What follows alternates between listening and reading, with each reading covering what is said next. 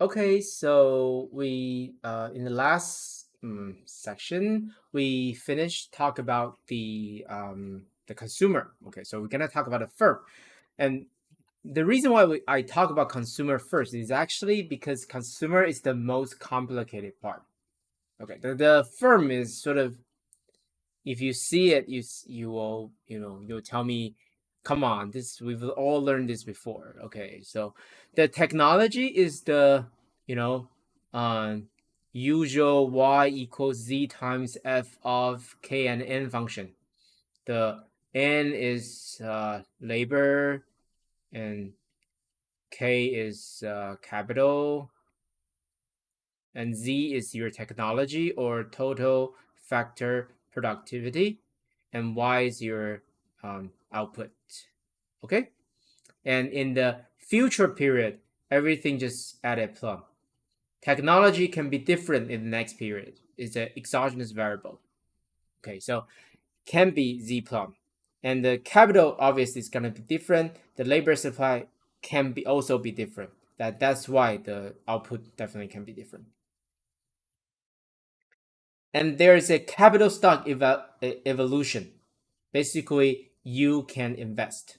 Notice that here is the firm making the investment decision,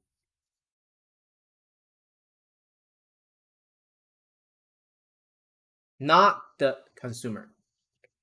Consumer used to make the sort of investment, not exactly investment, but saving decision, but their saving sort of is the investment, right? But here, just the firm making all the real investment decision. The consumer's saving behavior is now purely a consumption smoothing device.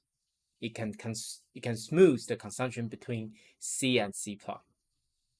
And this evolution, you see it before, right? The next period K will equal to K in this period times the 1 minus depreciation rate plus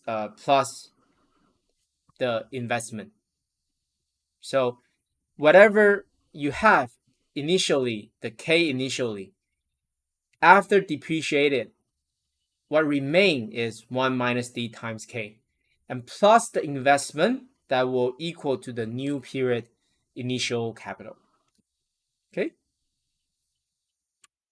And the profit is in the first period, pi equals 1 minus the total wage paid, minus the investment. Okay, because I mean, the investment can only come from Y.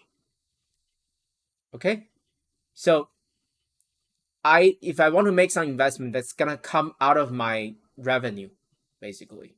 So Y is my revenue. So think of it as this. So I have to pay the cost of wage, and this is the cost of investment. So after this cost, you will arrive at the profit pi. And the next period pi will also be equal to the next period revenue minus the next period wage paid. But notice that here it has a k plum times 1 minus d. What's that? Based on this, you should know this is a depreciated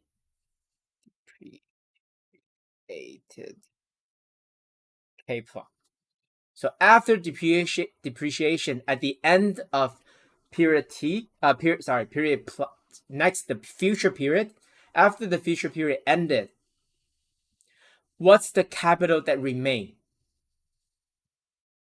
Okay, why this is a plus? Because that means because there's no future period. Remember, this is a two-period model. This is a two-period model. So what remains as the capital? You can think of it as it can sell out the capital and make some, and that will come to the as profit. Okay. So far, okay. Okay. And the representative firm also maximize its profit. That's the assumption. Firm maximize profit. But the profit that's maximized here, the maximization function, is this v function, or I mean the v doesn't really matter. Anyway, it's pi plus pi plum divided by 1 plus r. So basically that's the lifetime profit.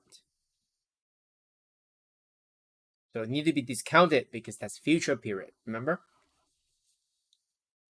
Okay. So as in chapter 4, the firm's labor demand schedule is the marginal product of labor for the firm. Remember? Because the firm wants to hire one more labor, that's the cost. I need to pay wage W. But then what's the benefit? The benefit is the partial derivative on N, right?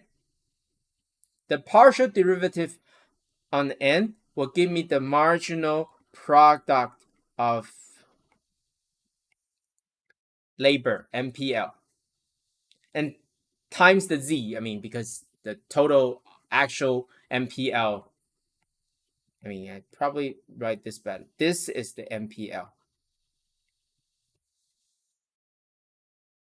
That's going to be a partial on the production function times Z. And MPL is your benefit. So benefit equal cost. Marginal benefit equal marginal cost. I write MPN, I mean the same. MPL means labor, N is the notation here. I mean the same. Okay, and the next period MPN or MPL exactly the same.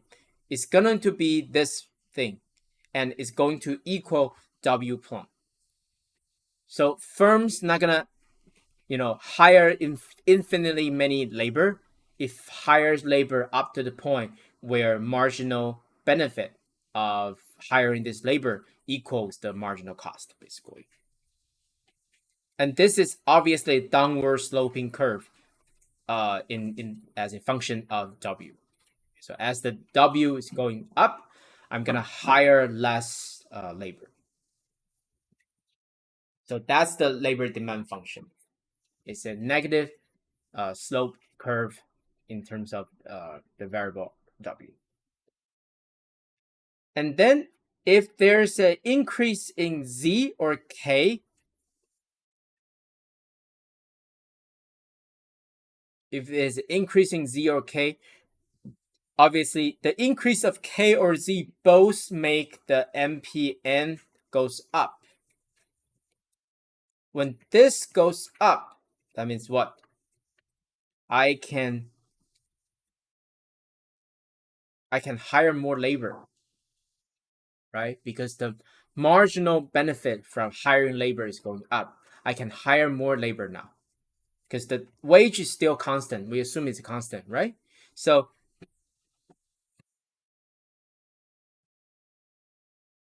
let's make the Z example. If this Z goes up, so this number as a whole is larger right now, and this thing stay the same. So I want to make this equation still valid, right? So the way I do this, I cannot change this. So the only variable I can change is N. So given the same W, I want to hire more N. Then these things will go down. The two force will cancel each other and then equals W. And that's why a increase in Z or K will simply, given the same wage, move the labor demand rightward. Okay.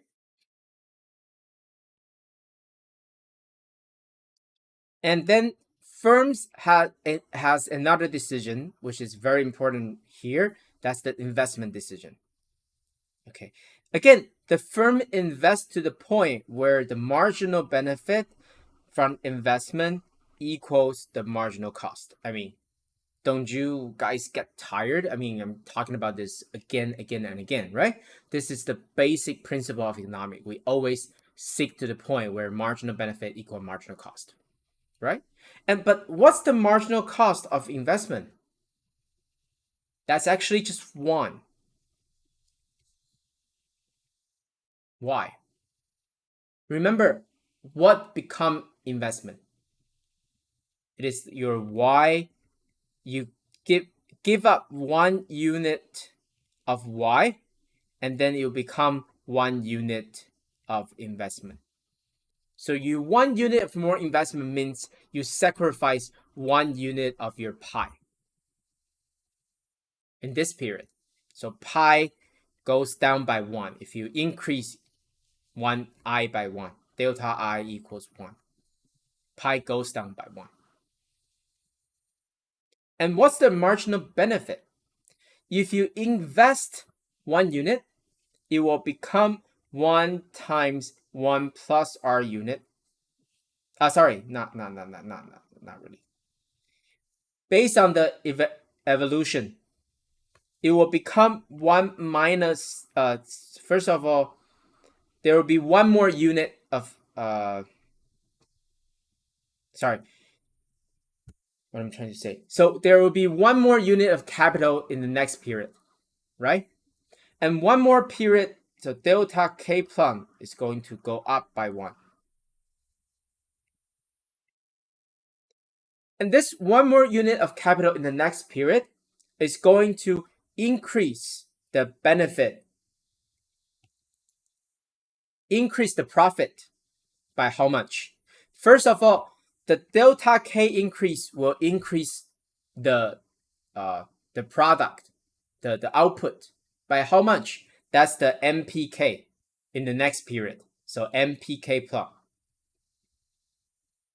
And then that 1 unit of capital at the end of the next period will depreciate it, become 1 minus the unit, and be sold out.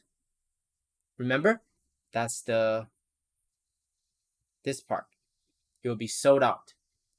So K plum will increase this by MPK plum unit and increase this by 1 minus the unit. So that's the benefit. But remember, this benefit need to be discounted by, because the next period pi, this is the delta pi plum equals this. But delta, remember, I maximize pi plum divided by 1 plus r. So I need to discount this by 1 plus r to make the cost and benefit measure all on the current unit, basically. So that is comparable. So this is the marginal cost of investment. This is the marginal benefit of investment. They need to be equal to each other. But if you make them equal to each other, you can move the 1 plus r here. So this become 1 plus r. And the 1 can be canceled out. You get MPK plus minus D equals r.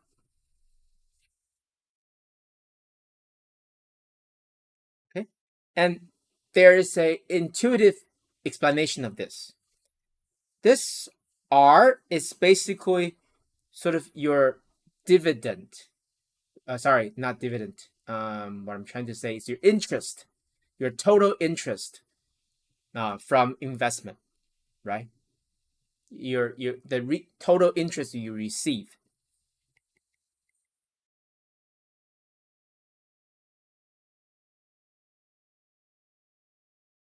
And this is what? This is this is the MPK minus D. That's the benefit from 1 more unit of capital.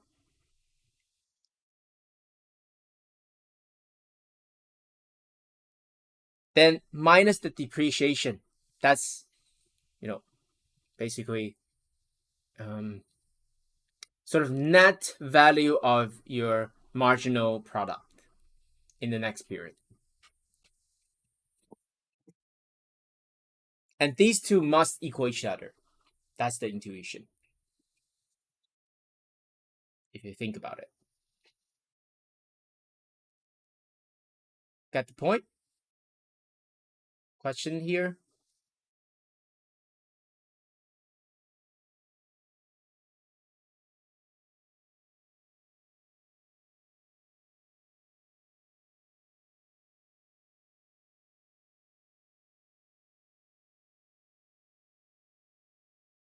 Another way to think about this R, if you make one, in terms of the whole society, if you make one unit of investment, that means that money cannot be become the profit. Your profit goes down by one, right? And that profit goes down by one means the consumer will receive one less unit of what? One less unit of pie, the profit, right? He has a dividend. And that means he cannot do 1 unit of saving, right? Okay, so basically this is saying that there's two ways to make 1 unit of good going to next period. In one way is through the channel of saving. If you use saving, this is like if R equals 5%, that means if I invest 1 unit using the saving mechanism, then the profit is 5%, right? But if I use it as an investment, what's my benefit? That's this. The MPK plum, but minus D, because part of it will depreciate it. 1 unit that the D part will depreciate it. This equals each other is the so-called no arbitrage condition.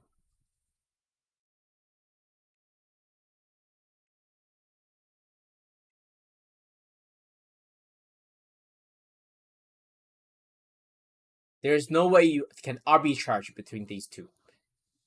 Okay, if the investment make more sense, money will go to investment, but then MPK will go down so that it will equal R. Minus D will equal R. If saving is more profitable, R is too high, more will go to saving. But if there's a demand for saving, the increased demand for saving, demand, supply, increased demand of saving, the R goes up. Yeah.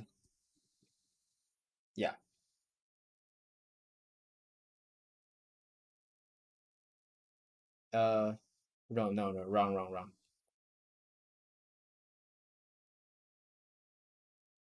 Supply of saving. Sorry. It should be supply of saving. It's the consumer, so it's supply. So increasing supply of saving, the R goes down. So if used to be R is too high, then R goes down and make the equation still equal each other. Okay. So the optimal investment schedule, if you write the demand for investment good here, ID here, it is a function of R. It's a function of R. But R is going to equal what? R is going to be equal to MPK plum minus D. So this line is the MPK plum minus D. Okay?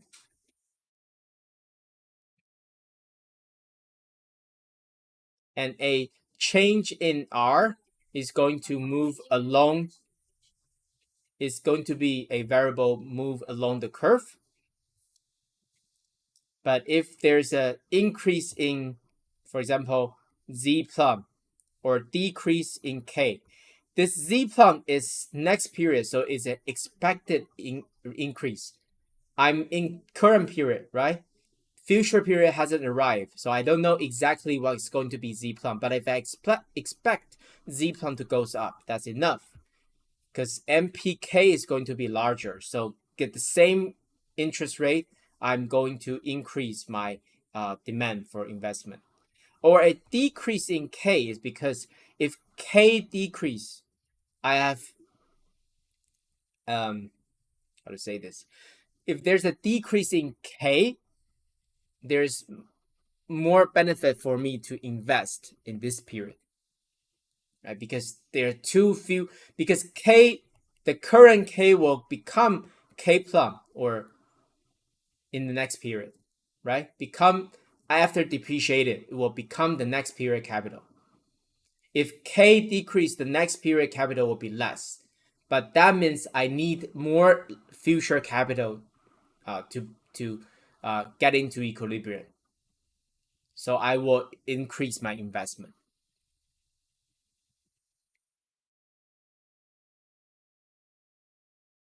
Okay.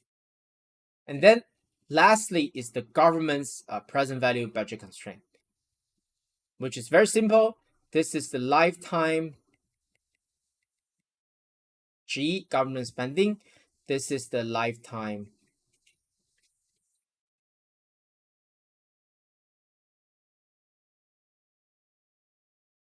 tax, right? Super simple. I just discounted the G plum and discounted the T plum. And this is just like the Ricardian equivalence that we talk about. If you increase G, you need to increase either T or T plum. Either way is fine. Actually, the effect is very similar. So we sort of assume if you increase G, then increase T. If you increase G plum, then you increase T plum. So that the delta G will equal delta T, and delta G plum will equal delta T plum. That's the simpler assumption.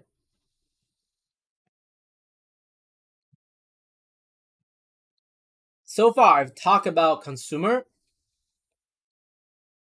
firm, and the government, right? So what's next?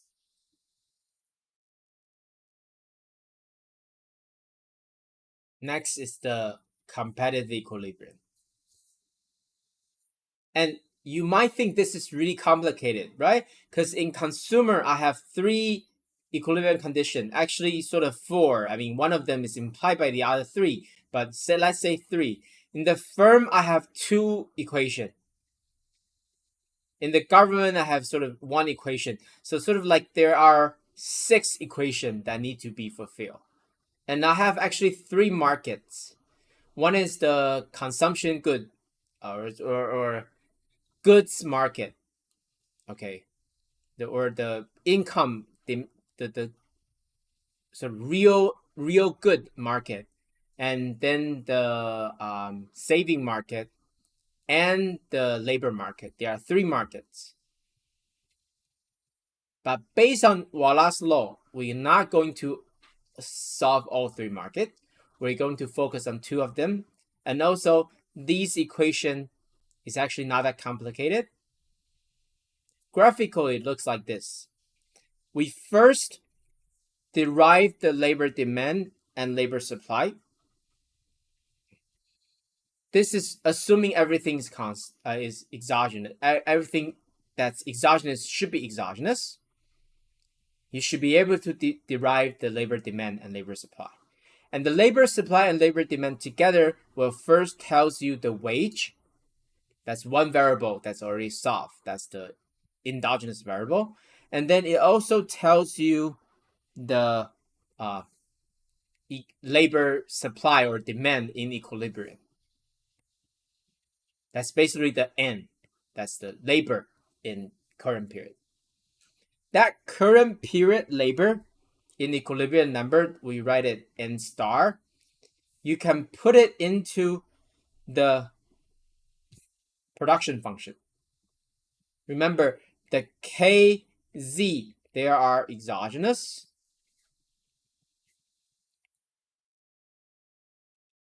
Since it is exogenous, the only thing that's left is N. And you put in N star, it will determine the Y star. Another variable is check. This is also a variable. N star is a variable I need to solve. So far, just using two graphs or this is one equation, this is one equation together, make them equal to each other. You get W and N, and the N put it here, the production function, you will get Y.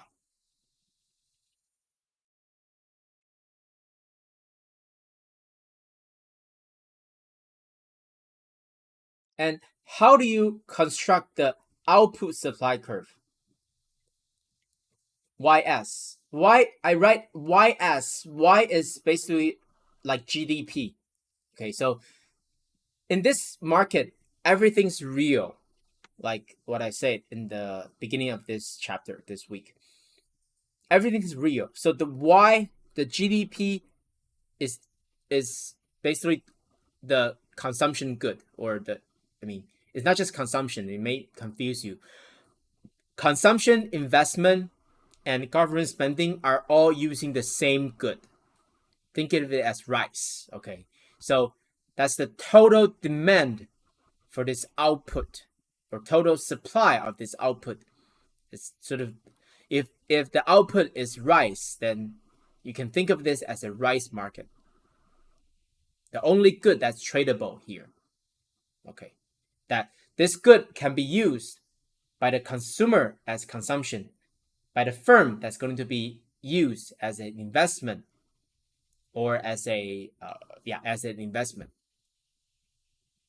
and the government can use it as a government spending. Okay, so how do you construct the output supply curve? The output supply curve is going to be a function of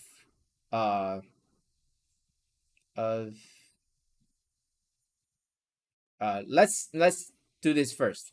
Okay, so function of R, the interest rate. Okay, how do I do this? Okay, first thing, originally I have the original labor supply and labor demand curve, and then excuse me, and then I'm going to change R. I will move R1 to R2. And when I move the R1, R2, the labor supply curve will shift. If you recall, labor supply curve is positively correlated with the interest rate.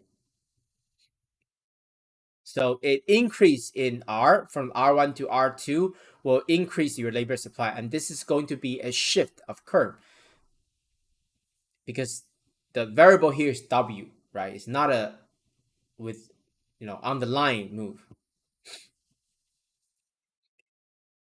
When R change, it shifts the labor supply curve, so the equilibrium labor will increase from N1 to N2. And that means in the production function, N1 to N2, the output will increase from Y1 to Y2. So initially R1 to R2, here you have Y1 to Y2. That means with 1R, there's a corresponding Y. Right? You can track this change and make this graph. So R1, R2 correspond to Y1, Y2, and every point there's a corresponding. You can draw this line called the Y-S curve, the output supply curve.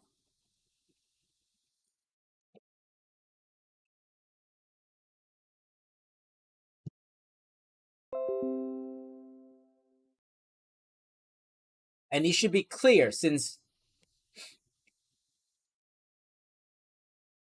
R is actually causing N and N is causing Y. This curve and this curve is correlate.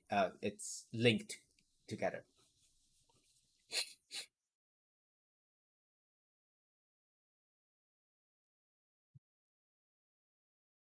Okay. And so what happened if there's a shift in G or G plum?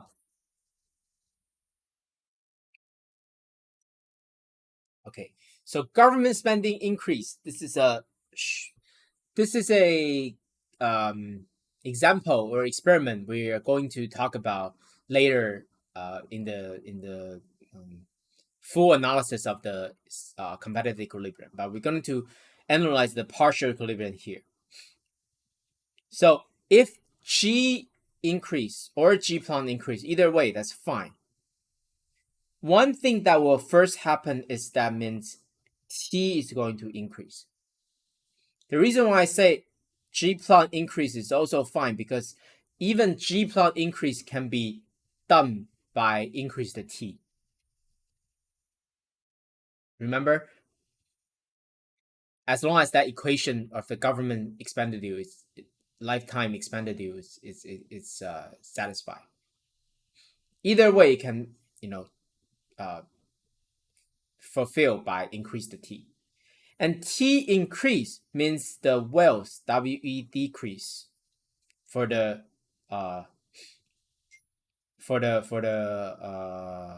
consumer. WE decrease means your leisure demand decrease, your consumption demand decrease. Your leisure demand decrease means your labor supply increase. So you push the same R1. R1 doesn't change, only G change, right? But you still push the labor supply rightward. And you push the labor supply rightward, you will also change the N. The equilibrium N will be from N1 goes to N2, right? But on this graph, the same R1, these are the same R1, but the Y is going to be the two different Y. That's why if you push G, you basically push the Y-axis curve to the right.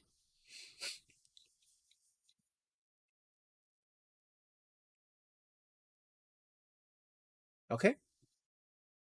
That's why if you increase in G, you will push the Y-axis curve to the right. And if it is an increasing Z, what happened?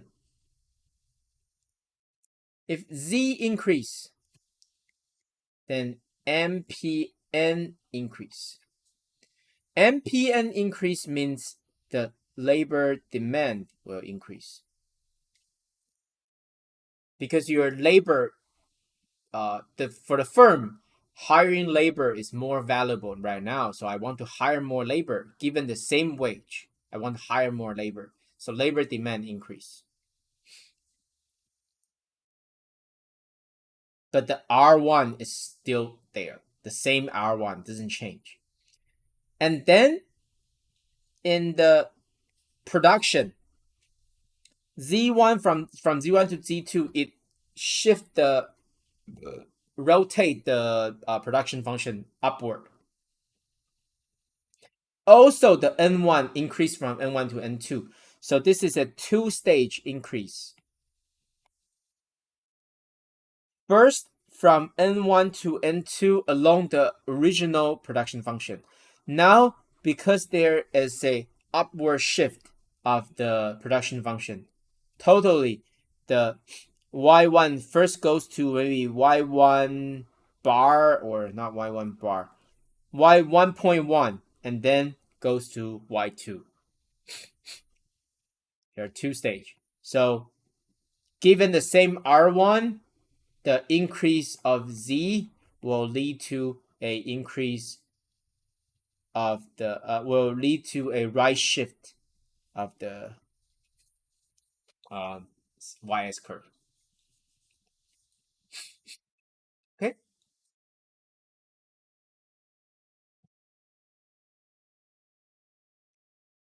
What about demand for the goods? Okay, so this is a bit tricky. Okay, think of this. So let's write a let's do a graph where the x variable is the current income, y. Okay, so y1 is current income. So the y variable is the current income. And then I already know there will be a function that's gonna aggregate the consumption, the investment, and the government spending. And this function, you may think, this looks familiar shape, because when you increase the y, the current income, it doesn't affect the investment decision. It also doesn't affect the G. If you go back and check, when I do the investment decision for the firm, there's no involvement of income. There's also no involvement of the G, government spending, with respect to current income. So when Y goes up, only C goes up. Well, when Y goes up, I want C goes up, leisure also goes up. Right? So it will make C goes up. So the change, the one additional unit of delta Y equal 1, the increase is basically the delta C, because these two doesn't change, they stay the same. And that means the slope is going to be exactly the marginal propensity to consumption.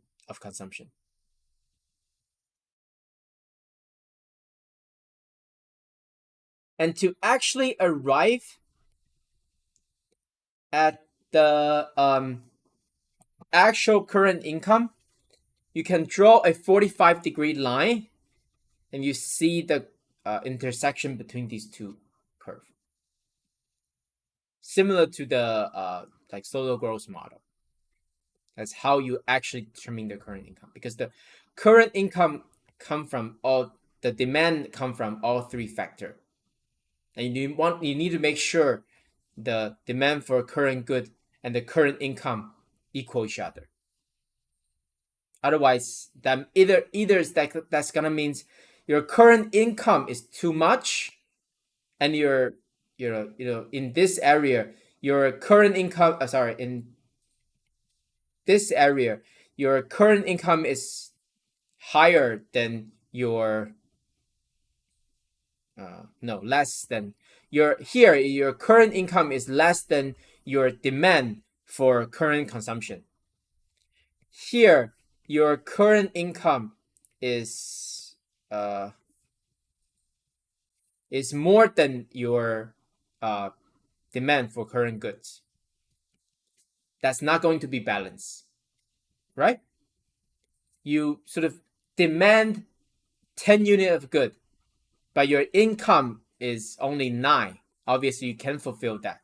If your current income is 11, but your demand for current good is only 10, that means you produce too much. So in equilibrium, they must equal each other. Okay, so how do you construct the output demand curve? output demand curve is basically the YD. We derived the YS before, right? So how to derive the YD? YD is again a function of R. So you change the R, and when you change, you increase the R from R1 to R2. Two things happen. One is consumption is going to go down. Consumption demand is a function of R. It's negatively correlated with R. You can check. We've talked about this. And with respect to investment, when R goes up, I also decrease my investment because investment, the saving is more valuable, more worth doing. Remember, MPK plus minus D equal R. So R increase, I'm actually going to, you have to increase this. But if I increase this, that means my investment is going to decrease. Okay. And here, I forgot to say, consumption increase is because consumption decrease is because when R1 goes to R2, the increase of R means I can save. Saving is more valuable right now. If I work, if I consume one less more, I will arrive at a higher profit in the future, right? So marginally, I want to consume less right now. Okay, so when you move the R1 from R to R2, it actually move the whole line downward, and you arrive at two different Y, and this correspond to this curve. R1, R2 correspond to Y1, Y2. And then you can construct the YD curve, the output demand curve. So I already have labor demand, labor supply market, and then I have YD here. I used to have YS before.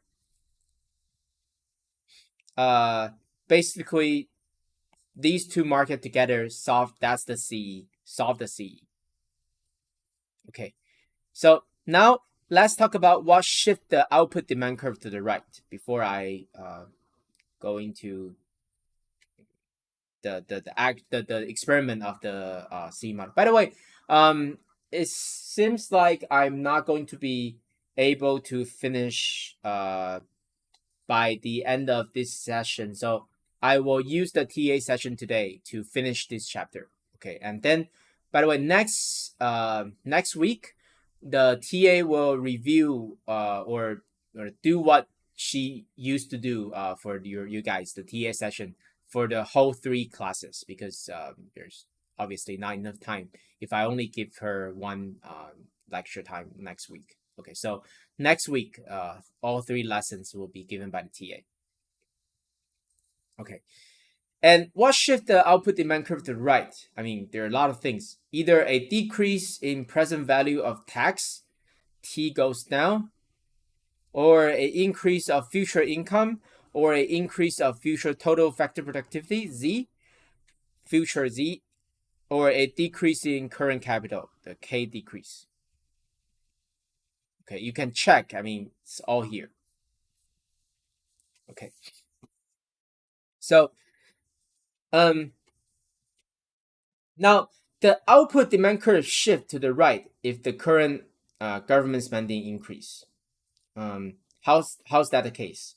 So, suppose G1 goes to G2.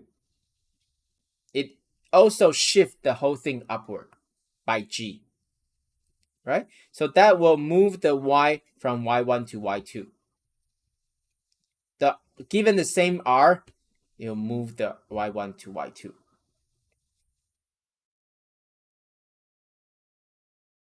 Okay. So G goes up, tax need to go up. Remember? But this tax go up will actually decrease consumption. their demand for consumption actually will go down. But this is not going to be as much as the increasing G. So delta C is less than delta G in terms of absolute value. So this is minus, this is positive. Together, because this is small, this is large, total, there will be an increase. And that's why the Y will be increased. This is what? Why I can say that the shift in G is larger than the shift in C. Anyone?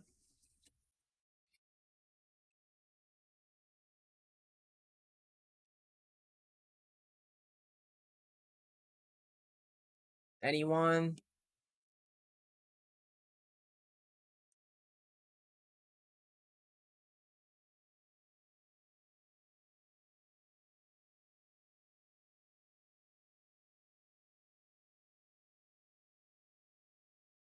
This is by a hypothesis.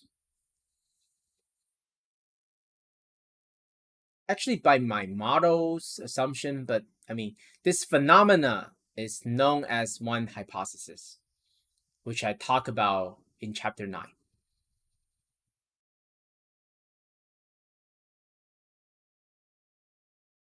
Come on.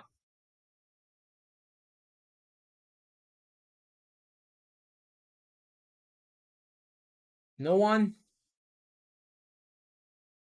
Type what your guess is in the chat room.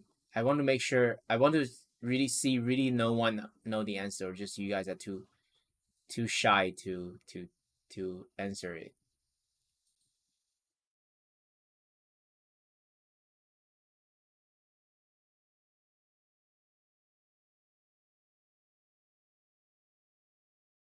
Really, no one.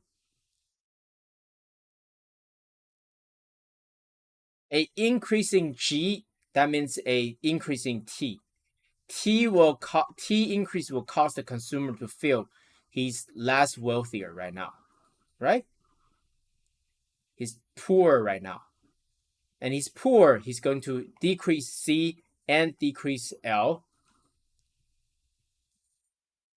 But how come I say this decreasing C is not as much as the increasing G?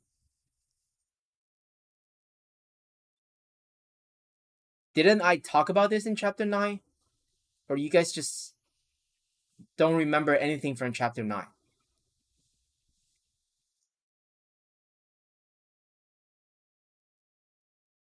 Or you guys are not following for my whole lecture right now?